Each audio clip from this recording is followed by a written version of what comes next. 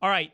There's an article up on SportsIllustrated.com that suggests if it were not for how unlovable Boston is, this Celtics team would be incredibly lovable. I mean, they're upstarts, they're young, they play fun, they play unselfish, and they're taking down the giant. They're taking down the king. But according to Sports Illustrated and this one author, who happens to be from Boston, she said looking at Boston is like looking at the perfect family. Over the last 15 years with the Patriots and the Celtics, it's just too much. It's too perfect. And yes, Boston fans can be annoying, according to this author. But it's like that Christmas card you get from a perfect family where everybody's dressed in their nice little crisp white shirts and their khakis, and they're standing on a beach somewhere, and they got a big long letter telling you how everything is so wonderful in everyone's life, and it's an expensive trifold type Christmas card that you want to throw up in your mouth about Boston. I disagree. I don't know about, hey, are they winning too much? Patriots and Celtics. I had this like affinity for Boston, and I think I've explained this. I know I told it to Ryan Russillo back in the day. I know I told you, Cerruti. But I feel like, and this is going to go far beyond sports, I feel like the United States is turning into one gray mush. Like, I hate the idea that somebody in Sacramento and somebody in Orlando, Florida, and somebody in Pittsburgh, Pennsylvania are all listening to and appreciating the same music at the same time. Everything, use the same slang words. The same thing that's cool in one place is cool in another. I hate that we're just becoming like one monolith. I love like regionalisms, accents. I love, provincialism, the idea that Texans think Texas is the greatest place on earth, and it's not. Like by any objective measurement. I am a Texan. Look, God's honest truth, it's not that pretty. We know it. But it doesn't matter. And I love that irrationality, that we love it. Don't you tell me San Angelo's not great. San Angelo, of course, is great. And I love that about Boston, that they're the same way.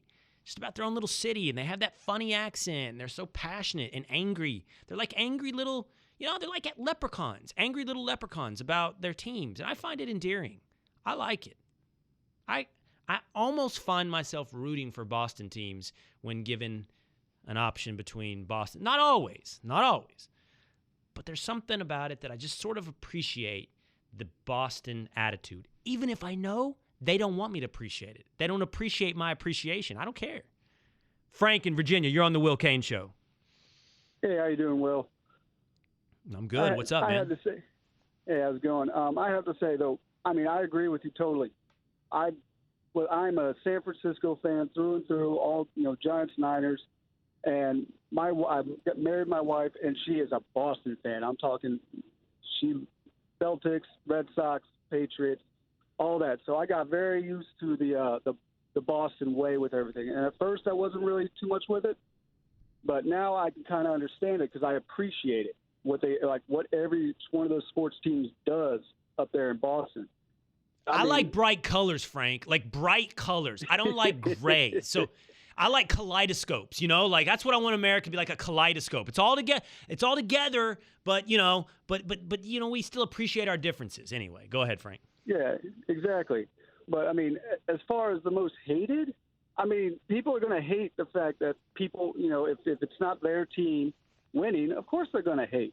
I do it all the time. I joke around with my friends, if one of their teams is playing in the Super Bowl or the World Series, I'm going to joke and hate on their team, but I can appreciate their teams. But Boston, the most hated, I'd have to say that Philly would have to rank up there because I've been to NBA games, I've been to NFL games in Philly, and that is the only place I've been where I've felt threatened. I do have to say, thanks for the call, Frank, Philly's sort of like Boston without the charisma. It's sort of like, yeah, Philly's got that same angry attitude, but with none of the endearing charm. What do you think about that, Philly? You going to be, angry and not charming in your response? Curious. If you were ranking them, and I'll bet you anything, Cerruti, like who's the least liked of these teams now, and this is going to be less about the cities, but about the teams, like who's left? The Warriors, the Rockets, the Celtics, and the Cavs. Least liked. Like most of America is rooting against fill in the blank. The answer has to be the Golden State Warriors, correct? Definitely. I don't even think LeBron's only really hated in Boston now. I don't think, or maybe even Miami too because he left, but I don't even think they'll hate for LeBron as much as it used to be. I think people hate the Warriors. And is it because we hate greatness? Is it because we hate when somebody's that good, or is it exclusively because of KD? No, but it's because they made the league not fun. That's why they ruined the league. That's kind of what happened.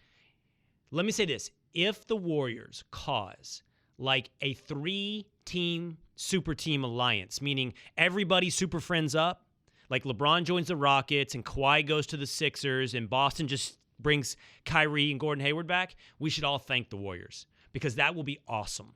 If everybody has to super team up and you end up with 4 or 5 super teams, that will be awesome, and we will have to thank the Warriors for that. But none of those